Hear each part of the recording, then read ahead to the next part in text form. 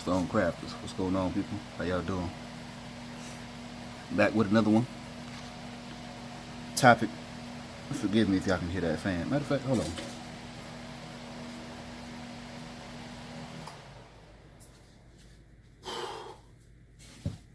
Alright, I'm back. Now, topic of discussion today is going to be the idea of what is called, what is referred to as a government. Okay? Now,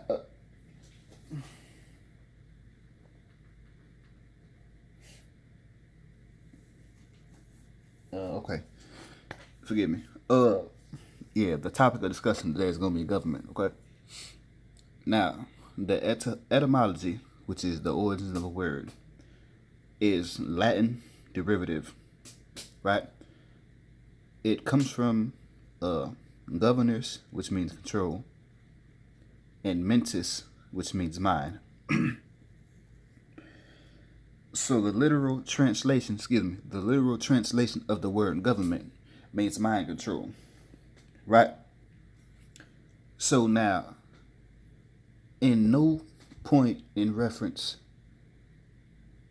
in any other shape, form, or fashion has mind control ever been good for anybody who's not involved and or affiliated with it, as far as the creation and or the perpetuation of said system. You feel me?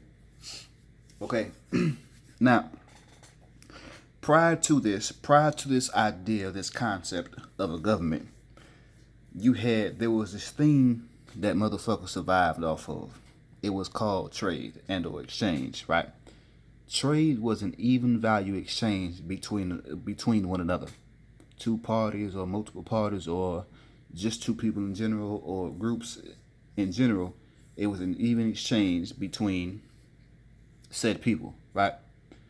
Now, say for instance, I grew tobacco 6 months out of the year. You stay, say, I don't know, in a colder region, so you couldn't grow tobacco, but you can go like fucking, excuse me, you can grow fucking corn or something, you know. So for those 6 months, I will give you, say, a quarter of my tobacco, right?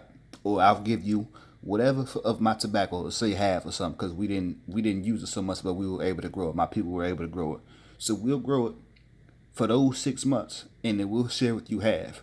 For the months that we can't grow corn, because it was too hot or whatever, then you'll send us the corn, you know? And that right there was an even exchange between so many parties. You feel me? Everybody was in complete mutual agreement across the board. Okay?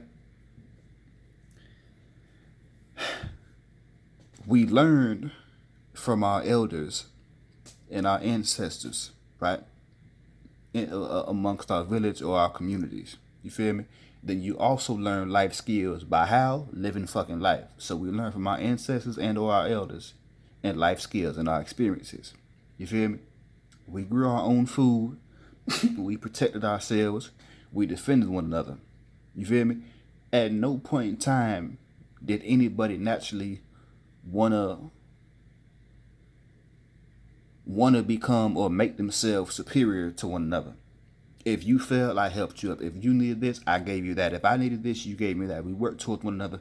We worked towards building and We worked towards building and accomplishing our common goal of natural people. You feel me? As a one people.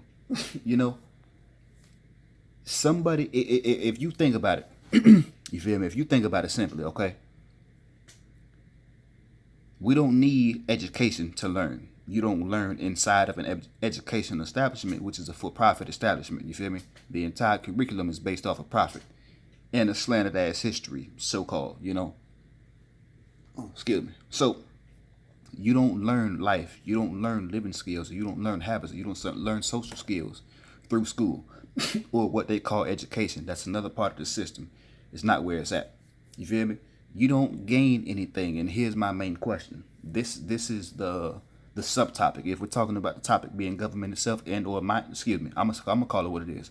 Government means mind control. I'm gonna call it what it is. The topic of discussion is mind control. And since we're on that topic, this is the subchapter. This being the main question of it.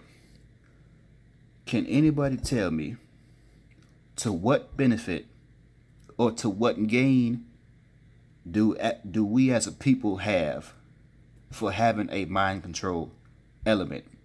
Because what that concept or that premise creates is somebody is superior to one another. You feel me? So like I said at the jump, whoever is affiliated or whoever is affiliated or a part of themselves, this mind control element, you feel me? They created it for themselves. They implemented themselves as well as their friends and a few other, colleagues, affiliates, whatever, to perpetuate this system and to keep themselves at a disconnect from them people themselves and the people who are sub to them. You feel me? And again, that goes back to the same question. What type of benefit can we as a people, not as a one group, you feel me? Not as Aboriginal people, not as African people, not as European people, not as Latin people, not as this people or that people.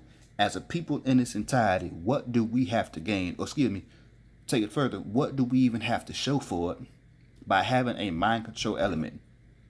We have taxes that nobody asks for. You feel me? If somebody tells me that it's for protection, then that means somebody had to somebody had to create conflict. You feel me?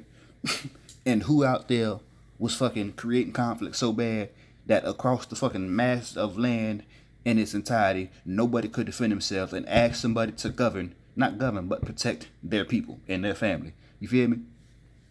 Who in the fuck asked them? I was gonna say something financially, but there's no financial example I can think of. The fucking mind control does not give people money.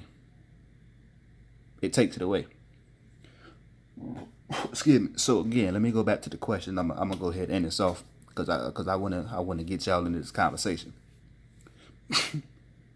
What have we ever or could we ever gain from a mind control element whose sole purpose is to create slavery and perpetuate that system, and not to give but to take? You feel me? So within that, what do we have to gain from a mind control element in itself? I hope y'all keep crafting, keep working on your craft. The Grail journey always continues. Y'all let me know what you think.